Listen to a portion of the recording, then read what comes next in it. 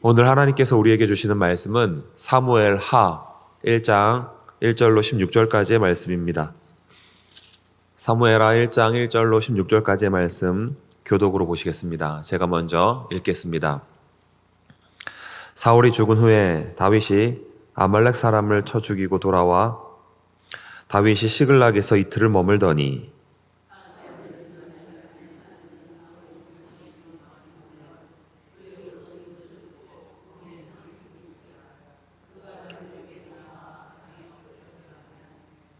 다윗이 그에게 묻되 너는 어디서 왔느냐 하니 대답하되 이스라엘 진영에서 도망하여 왔나이다 하니라.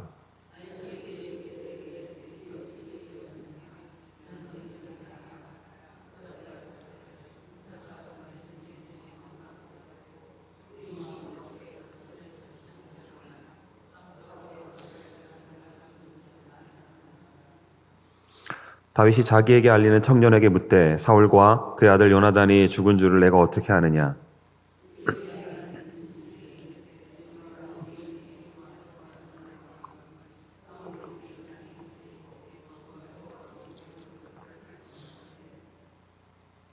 사울이 뒤를 돌아 나를 보고 부르시기로 내가 대답하되 내가 여기 있나이다 한즉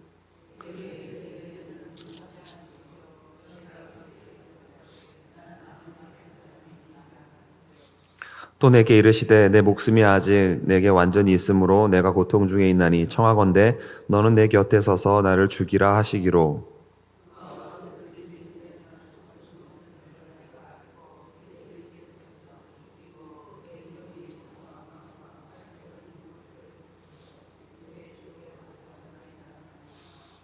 이에 다윗이 자기 옷을 잡아 찢음에 함께 있는 모든 사람도 그리하고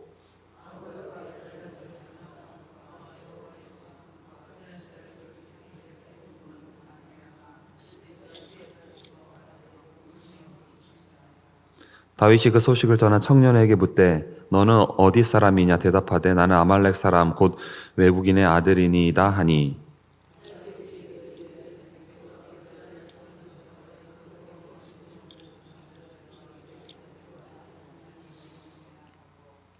다윗이 청년 중 한 사람을 불러 이르되 가까이 가서 그를 죽이라 하매 그가 아침에 곧 죽으니라. 다윗이 그에게 이르기를 내 피가 내 머리로 돌아갈지어다 내 입이 내게 대하여 증언하기를 내가 여호와의 기름 부음 받은 자를 죽였노라 함이니라 하였더라. 아멘. 오늘도 하나님께서 말씀을 통해 저와 여러분에게 은혜 부어 주실 줄로 믿습니다. 오늘은 아말렉 청년의 어리석음이라는 제목으로 하나님 말씀을 나누겠습니다. 아말렉 청년이 다윗에게 거짓말을 했습니다. 무슨 거짓말을 했습니까? 어떤 거짓말을 했습니까? 사울 왕을 죽이지 않았는데 사울 왕을 죽였다고 거짓말을 했습니다. 아말렉 청년이 다윗에게 왜 그런 거짓말을 했을까요? 왜 그런 거짓말을 했다고 생각하십니까? 사울 왕이 누구입니까? 다윗의 정적입니다. 사울 왕이 누구입니까? 다윗의 원수입니다. 그런 사울 왕을 죽였다고 하면 다윗에게 큰 상을 받을 거라고 생각했던 거예요. 그러나 다윗은 어떻게 하죠? 하나님께서 기름 부어 세운 왕을 죽인 죄가 크다며 오히려 아말렉 청년을 처형해 버렸습니다. 내 생각대로 하면 잘 될 것 같습니다. 내 뜻대로 하면 형통할 것 같습니다. 내 계획대로 하면 순조로울 것 같습니다. 그러나 그렇지가 않아요. 경험적으로 다 알고 있지 않습니까? 그 이유가 무엇일까요? 사람은 전지전능하지가 못하기 때문입니다. 사람은 모르는 게 많기 때문입니다. 사람은 못하는 일이 많기 때문입니다. 사람이 전지전능하다면, 모든 것을 다 알고 있다면, 모든 일을 다 할 수 있다면 사람의 생각대로 해도 잘 될 수 있습니다. 사람이 전지전능하다면 사람의 뜻대로 해도 형통할 수 있어요. 사람이 전지전능하다면 사람의 계획대로 해도 순조로울 수 있습니다. 그러나 사람은 전지전능하지 못해요. 모르는 게 많습니다. 못하는 일이 많습니다. 그래서 사람의 방법과 식을 고집하면 결국에는 실패할 수밖에 없고 결국에는 망할 수밖에 없는 것입니다. 부자가 큰 창고를 지었습니다. 그 창고 안에 곡식을 가득 채웠어요. 그걸 바라보면서 생각했습니다. 이제 먹고 마시고 즐기기만 하면 되겠구나. 이제 아무 걱정 없다. 하나님께서 그 부자를 향하여서 뭐라고 말씀하셨습니까? 오늘 밤 내 영혼을 도로 취하리니 내 것이 누구의 것이 되겠느냐. 여러분은 부자의 문제가 무엇이라고 생각하십니까? 저는 두 가지라고 생각합니다. 첫째, 부자는 오늘 밤에 죽는다는 것을 몰랐습니다. 그렇습니다. 인간은 모르는 게 많아요. 인간은 전제하지가 못합니다. 그러면 부자의 두 번째 문제는 무엇이었을까요? 그에게는 죽음의 문제를 해결할 수 있는 능력이 없었습니다. 부활의 능력이 없었습니다. 영생의 능력이 없었습니다. 그렇습니다. 사람은 못하는 일이 많아요. 전능하지가 못합니다. 여러분, 이것이 바로 인간의 실상입니다. 인간은 전지전능하지 못해요. 모르는 게 많고 못하는 일이 많습니다. 그래서 내 생각대로 하면 안 되는 거예요. 그래서 내 뜻대로 하면 안 되는 것입니다. 그래서 내 계획대로 하면 안 되는 거예요. 다시 말해서 인간은 전지전능하지 못하기 때문에 모르는 게 많고 못하는 일이 많기 때문에 내 생각대로 하면, 내 뜻대로 하면, 내 계획대로 하면 결국에는 실패할 수밖에 없고 망할 수밖에 없는 것입니다. 오늘 본문에서 아말렉 청년이 그러했습니다. 그는 자신의 생각과 뜻과 계획이 완벽하다고 생각했어요. 자신의 생각대로 하면, 자신의 뜻대로 하면, 자신의 계획대로 하면 잘 될 거라고 생각했습니다. 자신의 생각대로 하면, 자신의 뜻대로 하면, 자신의 계획대로 하면 다윗에게 큰 상을 받을 거라고 생각했습니다. 그러나 그 결과가 무엇이었습니까? 정반대의 결과였습니다. 오히려 죽임을 당하고 말았습니다. 처형을 당하고 말았습니다.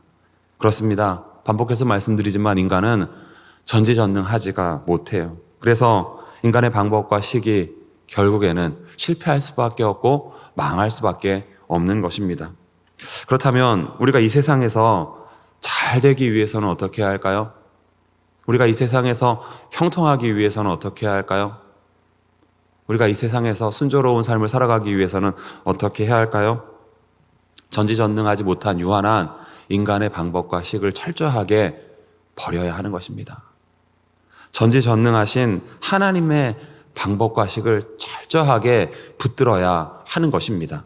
다시 말해서 전지전능하신 하나님을 의뢰하고 의지하는 그러한 삶을 살아가야 하는 것입니다.